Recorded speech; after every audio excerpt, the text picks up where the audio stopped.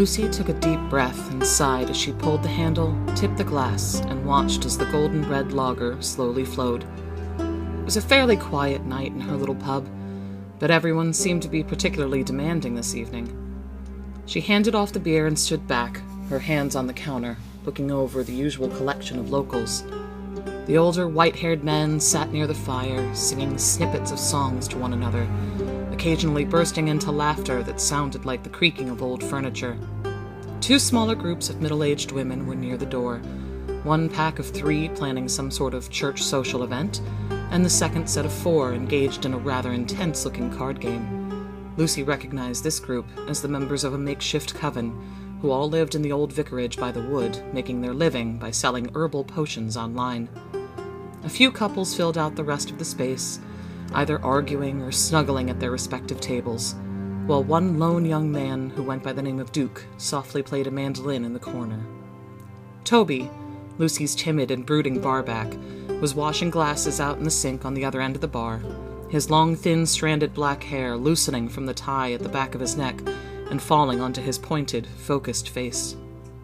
"Toby," Lucy called to him, then motioned to him to tuck his hair behind his ear so that it wouldn't fall onto the clean dishes. Toby nodded, serious-faced as ever, and did as she instructed. The bells on the handle of the pub door tinkled, and before she even looked over, Lucy knew it was Errol who had come into the pub.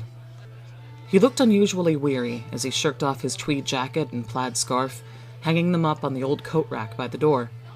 His normally sparkling blue eyes were reddened, even from a distance, and his lanky legs seemed to almost buckle beneath him as he strode to the bar, flashing Lucy a fatigued grin. "Hiya, Lucy," he croaked. "Rough day, Errol?" she asked, already reaching for the bottle of scotch behind her. "Lots to be done," he yawned, rubbing at his cheek. "Scotch on the rocks, if you please, my dear." Lucy shook her head slightly, pouring the amber liquid into the glass, then shoveling in a few ice cubes. Errol had a habit of using more words in a sentence than was necessary, and it got on her nerves. "What silliness are you planning for this year's walk?" she asked. "It's not silly," he said defensively. "There's going to be a lunar eclipse the night of the walk, did you know that? That means the ritual will have extra meaning. We could very well have actual ghosts joining us this year." He raised his golden eyebrow at her and gave her the smallest of winks. Lucy slapped the glass of scotch down in front of him, resisting the urge to smile.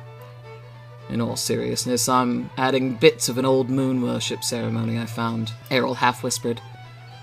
"It's proving somewhat difficult to coordinate. I really don't understand how those old Celtic bastards got anything done without a professional West End choreographer on staff." Lucy laughed in spite of herself. Pleased, Errol pressed a few banknotes onto the bar and raised his glass to her. "Cheers, Lucy," he said, then headed off to an empty table and sat down with a leather-bound notebook and an elaborate-looking pen. Lucy crossed her arms and indulged herself in a long look at him. He was starting to show his age, that was for certain, but he was a rare example of a pretty youth who had become a distinguished-looking man. His once stylish mop of blonde hair had begun to recede farther back his forehead, and had turned to a dusky golden brown. His smooth porcelain skin had gained an almost tanned hue, though how that had happened Lucy did not know, as he spent most of his time indoors. Years of smoking had left him with faint nicotine stains on his fingernails, and the previously long and elegant fingers now seemed knotted at the knuckles and joints. Still, his chin was strong, his cheekbones high and proud, and his figure svelte and spry, which was probably why even now the group of young ones coming in the door of the pub were eyeing him hungrily. They practically lived at his shop, these teenagers and 20-somethings, with their black-lined eyes and red lips and lace-trimmed garments. Lucy wondered where they all came from, these cartoonish children of the night, who flocked to Errol as though he were some sort of cultural icon. Normally, he basked in their attentions, but tonight he was focused on his work, and his scotch. The same lag was affecting everyone, as gaggles of holiday-makers would soon be flooding the village to see the famous Spirit Walk, an autumnal tradition that had, in Lucy's childhood, been nothing more than a few chaps with fiery torches walking down the road from the old mill and across the bridge over the stream, but now resembled something more of an American Halloween parade. Volunteers from the village would don terrifying wooden masks and long druid-like robes, sometimes adding ridiculous accessories like chains or even stilts, and then marched down the road while chanting some made-up Celtic words that were supposed to have something to do with asking the dead to bless their crops and keeping the winter at bay. Word had spread that this was some sort of authentic ritual, cultivated and recreated by a local historian, and every year the walk drew more and more curiosity seekers. Of course, it was all nonsense. The original procession through the town had merely been a vigil for a young man who died in the First World War, and the rest had been invented by Errol McAvoy himself, the charismatic owner of the local bookshop, self-proclaimed classicist and expert on all occult matters. The mystique he had created garnered him a constant group of followers, a collection of misfits and oddballs who had all moved into the area mainly due to the ridiculous historical volumes Errol published about the village, spending most of their time puttering around his bookshop or maintaining websites that perpetuated his fairy tales. Errol had first come to the village when Lucy was still a teenager, taking ownership of the old bookshop that used to belong to his uncle. He had been an aspiring novelist in those days, and had hoped to find inspiration for his Lovecraftian horror stories in the sleepy little cottages surrounded by darkened woods, but instead found himself making more of a profit off the falsified tales of Wiccans, Satanists, and Druid activity in the area. At first, the long-time residents had been none too thrilled by the influx of the black-clad, makeup-wearing, spell-casting individuals buying up property and performing their strange rites in the forest at night. But the money won out, and soon everyone learned to just accept the village's new identity as a mecca for Gothic culture. While she may have once been drawn into the fantasy and magic, Lucy had grown practical over the years, especially since she had taken over running the pub after her father had passed away. Though only in her mid-30s, Lucy was looked upon as stalwart and not one to suffer fools gladly.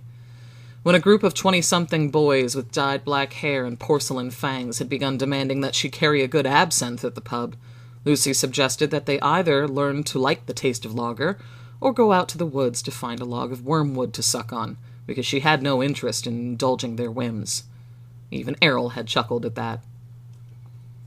Toby had refilled Errol's glass for the 4th time just as Lucy began her closing duties, and the rest of the pub's patrons began to filter out the door. Realizing his mistake, Toby gave Lucy a desperate, worried look. "It's all right," she whispered to him. "I'll take care of him." Unsure, Toby quickly grabbed up his things from behind the bar and scampered out the door. It wasn't a rare sight to see Errol in this sort of state, but it was rare that he wasn't being helped from the pub by a group of his acolytes. Lucy supposed that most of his treasured comrades had been set tasks in preparation for the walk while he quietly excused himself to the pub, a typical Errol-esque thing to have done. "Errol," Lucy said in a slightly commanding tone. His gaze had been focused on a page in his notebook for several minutes, and his head rested precariously in his hand.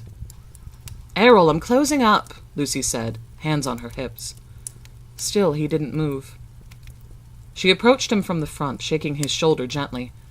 He slowly blinked and gazed up at her. "Closing time," she said. Errol looked about the pub. "So it is," he said, stretching his arms. "Do you want me to call you a car or something?" Lucy asked. Errol wrinkled his nose and waved her off. "That would be silly. You know I live just over the bridge. It's a 10-minute walk." "Yes, well, I'd prefer if you didn't fall to your death and drown during that 10-minute walk." "I'll be fine." Errol made to stand, but his foot caught the table and he lurched forward. Lucy caught him by the shoulders and held him steady as he laughed hysterically. "Are you all right?" she asked. Errol took a deep breath.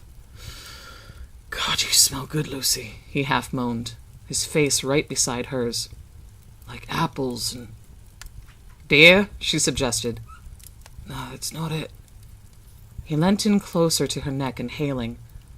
Lucy tensed, unsure what to do, until she felt his lips softly touch the skin above the silver chain she wore. On instinct, she pushed him back, not violently, but enough to put a meter's worth of space between them. Errol wobbled unsteadily for a moment. Then he seemed to sober up a tiny bit. "I should go home," he said in a croaky voice. Lucy's gaze was steady and focused on him as he turned nimbly on his heel and made to grab his coat and scarf. "Be careful!" she managed to yell after him. He turned slightly, smiling at her over his shoulder, and gave her a salute as he opened the door and stumbled outside. She stared after him for a long moment, then walked to the door and locked it.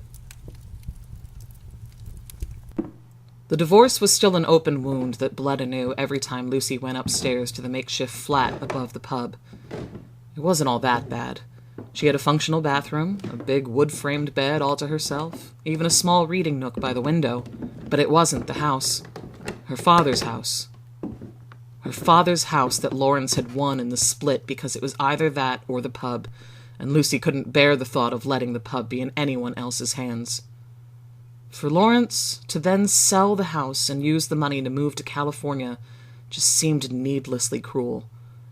But perhaps it had been better than having to see him in town all the time, watching him date other people, fall in love with another girl, maybe even marry her and have children with her. Lucy sat on the edge of the bed and scratched at her scalp before taking out the hair tie that held back her long, straight chestnut hair.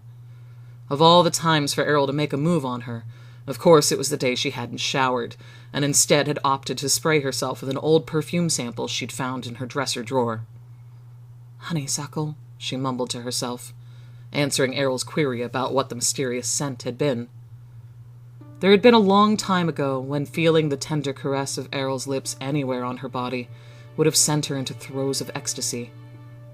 How she had fawned over him when he had first come to the village.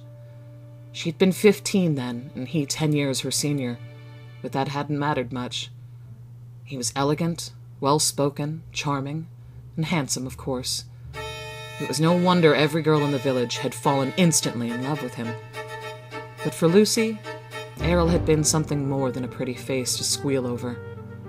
He had talked to her in a way no one else ever had, enthusing with her about various historical mysteries and horror films and the virtues of violin concertos.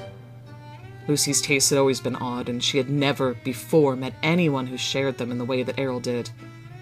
She had frequented his shop whenever she could, lurking amongst the shelves until he was on his own and she could tell him a ghost story she'd heard about the old mill, or ask his opinion of various Stephen King or Anne Rice novels. He seemed to enjoy talking to her too, but his head was so easily turned by prettier girls. As he moved through a succession of lovers, the rumors about him began to swirl, and Lucy gave up her pursuit of him, which, if she was honest with herself, had never been serious anyway. Though he was always kind and gracious to her, Lucy was practical enough even at that age to know that if he were to turn his attention towards her, it wouldn't have been for long.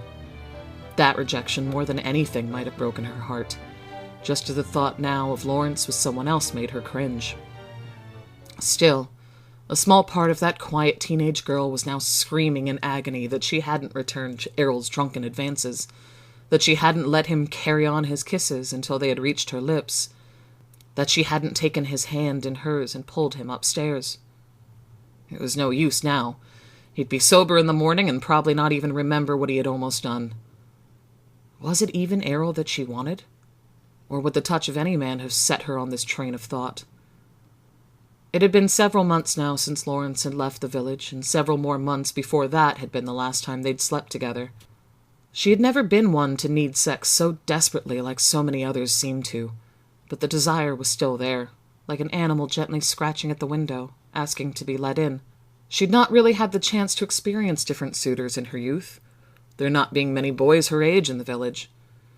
It wasn't until university that she finally felt the thrill of someone being attracted to her when she met Lawrence one day in class, and worried that this man might be the only one who would ever want her.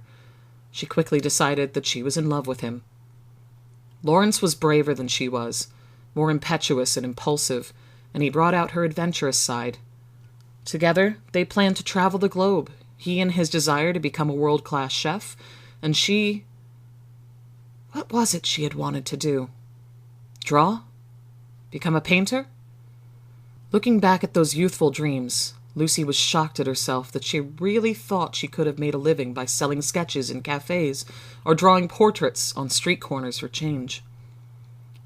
Perhaps if she had ever had any real talent, any tangible artistic skill, she could have made it work. But she had never been particularly good at much of anything. Sure, she knew the rules of proportion and shading and color theory, but there was never a chance that she would be scooped up off the street and handed mountains of money for her work. She didn't want that at any rate. Painting a canvas for her own enjoyment was one thing, but presenting her work to other people? The thought terrified her. Once, Lawrence had convinced her to show him one of her sketchbooks, and she had only gotten halfway through it before she burst into tears and ran out of the room in embarrassment. How had she ever considered busking her way across Europe was a viable option? Maybe it was that she had always felt more emboldened when she was with Lawrence. His high energy had always been infectious in that way. But she had also felt like a leash tethering him in, and she hated that. He forced her into being the responsible one, the pragmatic one, because he needed someone to weigh his feet to the ground. Darling, if you want to open a restaurant in the south of France, that's fine, but you'll need to find investors. We can't just take out a bunch of massive loans and leave the country. If you want your own television show, you'll need all sorts of help.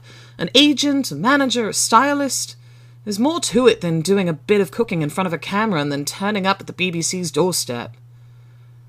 I don't think you can manufacture your own spice blends in our kitchen. You'd need all sorts of licenses and safety clearances if you want to stay out of trouble. Selling things at a farmer's market is one thing, but getting them into the grocers is another. So many weights. It was inevitable he would start to resent her for it. The biggest weight of all was when her father became ill just after they were married, forcing the young couple to return to the village to care for the dying man. Lawrence had tried to look on the bright side of things. He could remodel the pub's kitchen, start serving some halfway decent food to the village while developing his own recipes for a cookbook. With the increasing tourist trade, word might even start to spread about such a hidden gem and attract a decent amount of attention for him. But the locals just didn't understand what he wanted to do, preferring a plain old plate of bangers and mash to a grilled rack of lamb with persimmon jelly and braised dandelion greens.